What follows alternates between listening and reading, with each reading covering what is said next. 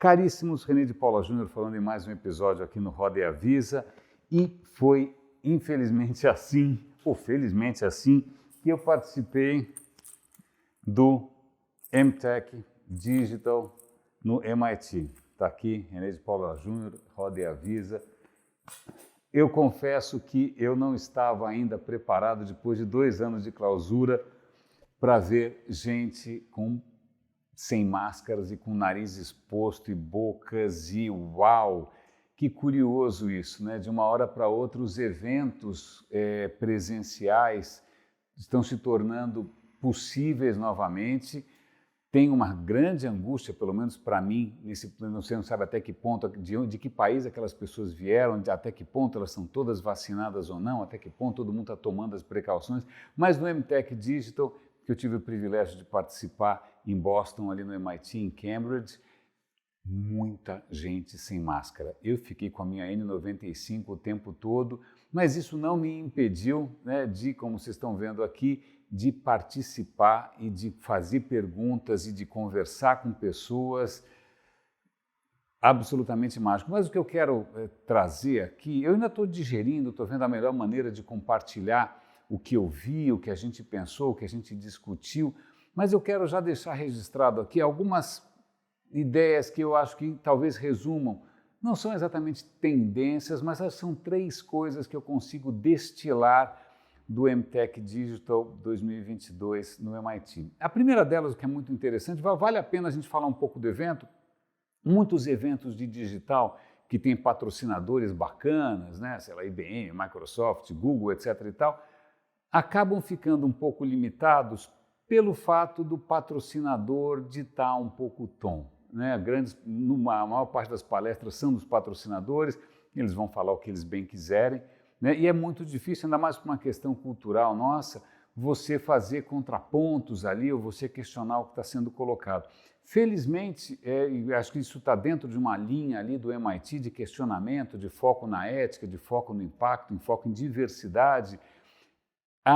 O evento foi bastante diferente do que eu estava acostumado e muito satisfatório, porque não importa o tamanho ali do crachá, né, de quem estava se apresentando, se era um figurão da Microsoft, ou da Adobe, ou do Google, da IBM, JP Morgan, tanto faz, ele tinha um tempo limitado para fazer sua palestra. Na sequência, ele tinha que conversar com o mediador, com os mediadores, que tinham sim um papel bastante inquisitivo, colocaram várias questões difíceis e que abriam imediatamente, após, né, essa conversa, abriam espaço para as perguntas, tanto de quem estava assistindo online, tanto de nós que estávamos ali presencialmente, e eu fiz um monte de perguntas, eles não vão esquecer de mim tão cedo.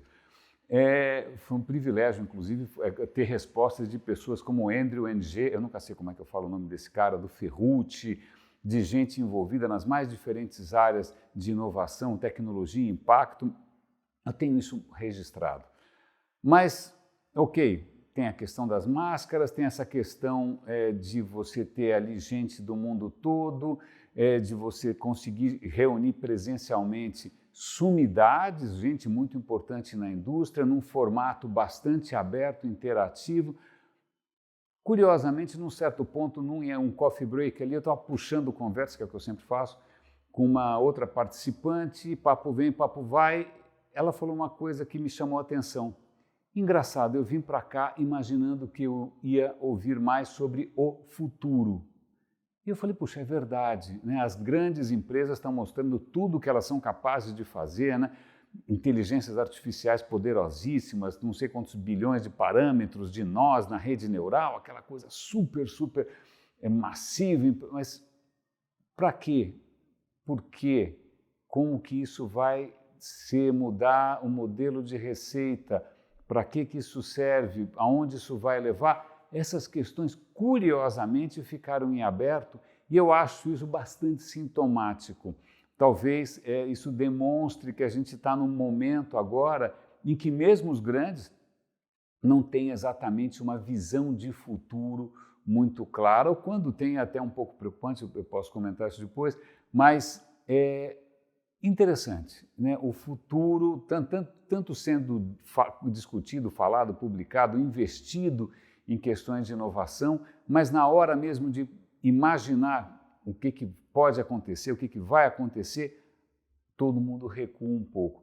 A segunda questão, então, a primeira questão é futuro em cheque, em branco. A segunda questão muito interessante, que atravessou praticamente as principais palestras, foi a inquietação, mesmo dos gurus aí, com a questão da explicabilidade. Como é que a gente cria inteligências artificiais que sejam capazes de explicar para a gente aquele resultado? Até não só por gentileza, mas até para a gente ter certeza de que a decisão foi acertada, que é baseada no raciocínio, né, em algum tipo de lógica, e que aquilo não é completamente delirante. Hoje, grande parte das inteligências artificiais ainda falha nisso, ainda é uma caixa preta. Né? E nós ficamos sujeitos aí, é mais ou menos como já fomos sujeitos a profetas, a gurus, a místicos, né? a sacerdotes que de repente trazem uma palavra, né, poderosa, mas que você fala, mas por quê? Né? Então, segunda questão, explicabilidade, quando que a inteligência artificial vai ser capaz e de que maneira ela vai ser capaz de explicar para a gente um pouco melhor como ela chegou lá. E em terceiro ponto, aliás, essa foi a primeira palestra, minha primeira pergunta, estava o Andrew Ng, que eu nunca sei como é que fala, contando da sua nova iniciativa de conseguir obter grandes resultados com menos dados, né? Porque o que está acontecendo é que quase que não tem mais de onde tirar dado, né? Dados de qualidade. Como é que você usa menos dados? Eu levantei a mão e fiz a seguinte pergunta, ó, legal, mas a questão esses dados que estão sendo usados, como é que a gente tem certeza, não só se eles trazem algum viés, né, ou se eles têm algum tipo de preconceito embutido, como é que a gente tem certeza de que a gente não está deixando alguma coisa de fora? Né? Pensando aqui, quando a gente vê muito trabalho em genética, em DNA, normalmente os dados que a gente tem são sobre europeus ou americanos brancos.